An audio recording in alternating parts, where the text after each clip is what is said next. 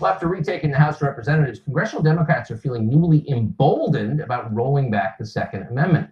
Earlier this year, California Democrat Eric Swalwell called for confiscating all so-called assault weapons, scary-looking rifles, and bringing criminal charges against anyone who resisted. We're not misquoting that.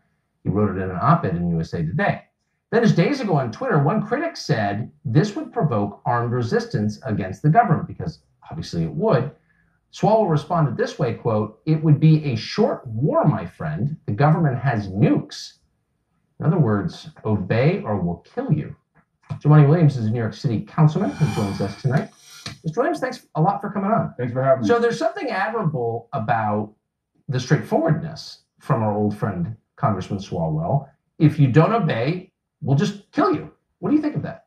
Come on, Tucker, we all have to get to a place where we can have a conversation about what's happening in this country, and have a respectable. So, do you think threatening people with violence is a good way to get to that? No, I don't think that's the good way to have a conversation. Nor do I think having a conversation about guns not being part of the problem is a good way to have a conversation. So we should start with guns are a part of the problem and figure out how to deal with it. Okay, but when a sitting U.S. and by the way, we know Swalwell very well. I personally like him. We asked him to come on to respond directly. I should say that. But when a sitting U.S. congressman says, if you don't like it, if you're going to resist in any way, we'll just drop your nuclear weapons on you. We don't even threaten our martial enemies with that. I mean, that's a bit much, no? Well, first I was remiss, prayers of peace and comfort for the victims of the Chicago mass shooting. But like the mother of a victim that happened in California who said she was tired of prayers, she wanted action. We have to have actionable items. And so I don't consider nukes on people who have guns an actionable item, but there are actionable items. And so you are the moderate for the first time. I don't know about the moderate. Well, you're against killing American citizens, so that's a moderate. That puts you in the moderate. So let me just ask you this. So here's my confusion. I have no problem trying to disarm people who are threatening. The problem I have with gun confiscation is that it punishes people like me who pose no threat at all, and many millions of other Americans with no criminal record, no intent to harm anybody, want guns for self-defense. And it says to them, you're a criminal now because you have a gun that we think you have jumped to confiscation. Well, but no, Eric Swalwell, who's a member of the Intel Committee. But we should have a conversation about, one, is there an issue with guns in this country? And what do we do with that? And the actionable items are quite clear. One, we can address loopholes in assault weapons and high-capacity magazines. Two, we can deal with dealers who have been unscrupulous. And three, we can begin to treat guns like we do cars. That's just on the demand side.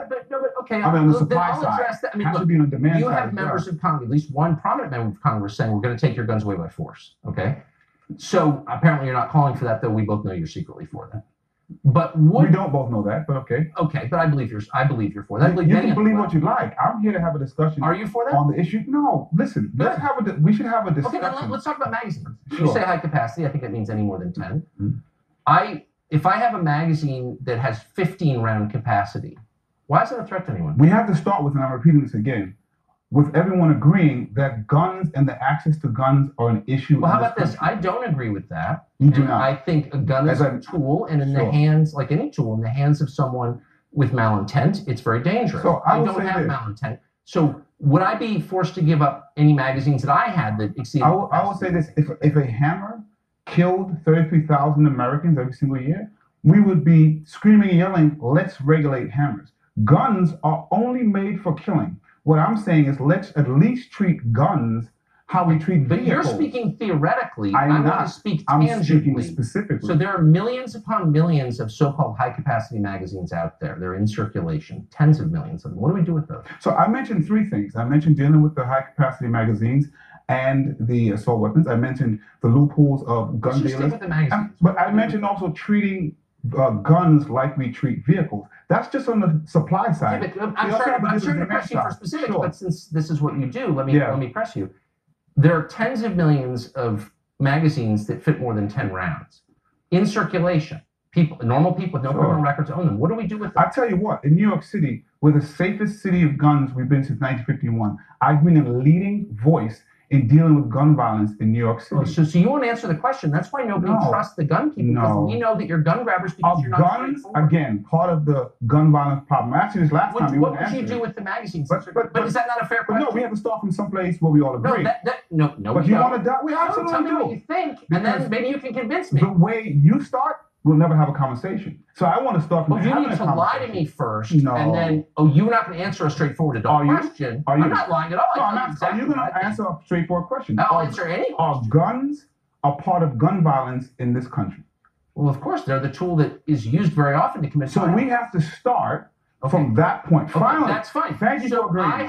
Thank you for agreeing. If I have a high-capacity magazine in my possession, your definition of high capacity, and I don't want to give it up, will you take it from me? So let's take that one off the table. Why? What about the other two? Wait, why? Because you like to stick on the one that will prevent I like to ask very simple, factual questions. I mentioned three things. If you're straightforward, I mentioned three things. And so the way this happens in government, people present things, and we figure out, because you want to get to a point where people will reject any conversation about dealing with guns. But I think all of our want to get where you stand. No, they don't. Of course, I'm going to take it from you, and no, they don't. You don't give it to me. The fact of the matter is we have less than 5% of the population, and we own over half of civilian guns and 32% of mass shootings. But thank you for agreeing that guns are a part of gun violence problems in America. Next time we have a conversation, I always say what I think. In contrast to you, I will say.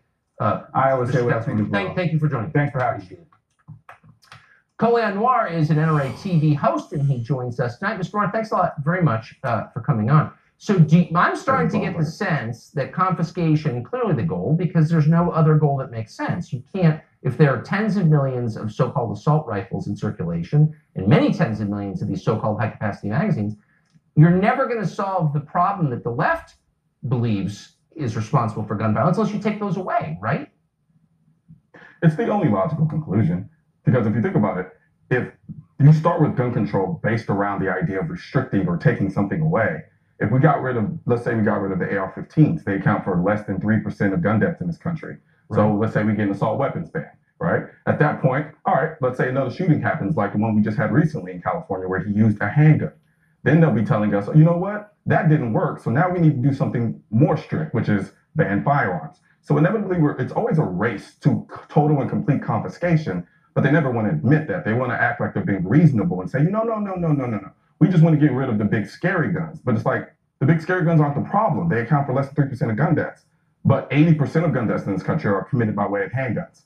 So if you honestly believe that the tool is the issue, why aren't you addressing the handguns? Well, that's a very smart point, and one that I plan to bring up next time we speak to someone on the other side. But my question's even broader than that. Why, in a chaotic and increasingly chaotic world, the one that we live in, would you want to disarm normal law-abiding people? What threat do they pose? I think there are two different dynamics going on here. I think there's one dynamic which is composed of people who are just generally ignorant about firearms. And then I think there's another dynamic of people who are generally have an agenda to gain more control and to push the idea of reliance on the government. And it sounds conspiratorial, but it's not. Because if I'm self-reliant in my ability to protect myself, my natural inclination is not to depend on the government to be there when something goes wrong. Right. And you can't push the necessity of government if you have a populace of people who understand and embrace the idea of self-reliance, especially when it comes to protecting your life and your family. And so the people on the side of the... Go ahead. No, just complimenting the point. It's deep. So what you're saying is that many people on the periphery of the conversation just haven't really thought about it, but the people who are driving the conversation who have thought about it do have an agenda. Absolutely. It's one of those things where... Go ahead, sorry. No, that's it. I'm just impressed. I hope you'll come back and join us again. Thank you. Absolutely. Thanks.